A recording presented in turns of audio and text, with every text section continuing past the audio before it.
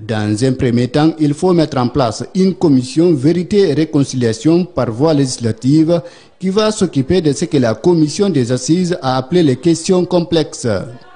Puis trouver des personnes ressources pour réécrire l'histoire de la Guinée. Parce que de 58 à maintenant, les Guinéens sont divisés par rapport à l'histoire, par rapport à la mémoire. Donc un tel comité, lorsqu'il est institué, il faudrait qu'on envisage qu'il travaille et s'intéresse donc à la réécriture de l'histoire sur plusieurs volets, plusieurs volumes. L'un des volumes peut par exemple concerner l'histoire du peuplement de la Guinée, parce que fort malheureusement aujourd'hui il y a des Guinéens qui pensent que d'autres Guinéens sont encore étrangers, ou que d'autres Guinéens ne seraient même pas Guinéens au sens propre de l'expression. La commission des assises a aussi proposé la déclassification des archives.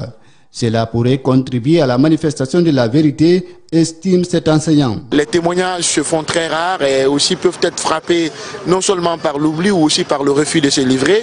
Il se peut qu'il y ait la capture de la parole muette et certains témoins même sont décédés. Autre aspect non moins important pour la réconciliation des Guinéens, c'est la réhabilitation des victimes. Pour y arriver, il faut de la méthode et beaucoup de pédagogie, souligne Ibrahima Sano. Pour obtenir le pardon, il faut la vérité et c'est à juste titre que la commission des assises a fait cas de la justice qui doit contribuer à la manifestation de la vérité. Quand les responsabilités seront situées, l'État pourrait enfin présenter des excuses. Et si la vérité n'a pas été dite, ça devient difficile. Donc là, il est important que la commission de réconciliation soit mise en place par la voie législative, qu'elle puisse faire son travail, qu'après qu'elle aura rendu donc ses conclusions, que l'État aurait donc ses responsabilités qui seront prouvées. Dans ces cas-ci, par le sérieux, l'État pourrait donc ici présenter ses excuses.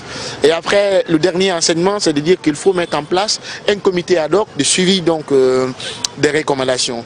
Pourquoi? Parce que malheureusement en Guinée, à chaque fois qu'on a appelé aux gens de faire des recommandations, ils l'ont fait avec le courage et l'humilité, mais à chaque fois les recommandations n'ont pas été observées. Ils sont tous anciens ministres de la Sécurité.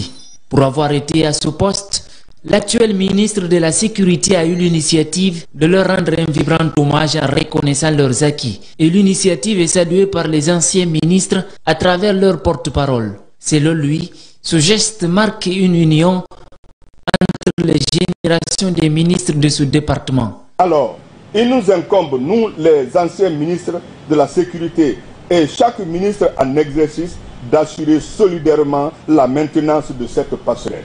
Ses prédécesseurs de Fodeba Keïta à Albert Damantan Camara Junior, saluons humblement son geste. Occuper le département de la sécurité et de la protection civile demande de mettre à l'abri tous les citoyens, même dans l'urgence, ce qui fait de lui un poste de risque.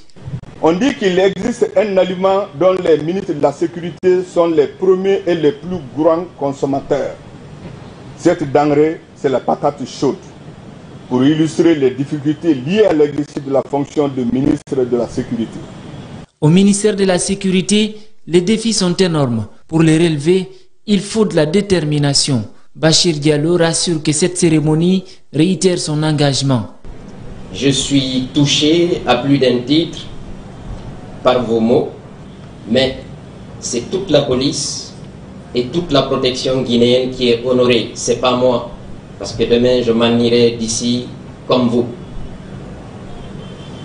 De ces mots, je ressens une grande fierté et un encouragement renouvelé pour servir nos concitoyens, sachant que la police et la protection civile restent et demeurent à leur service. Cette rencontre a eu lieu suite à l'inauguration de la galerie officielle des chefs de département qui se sont succédés au ministère de la Sécurité.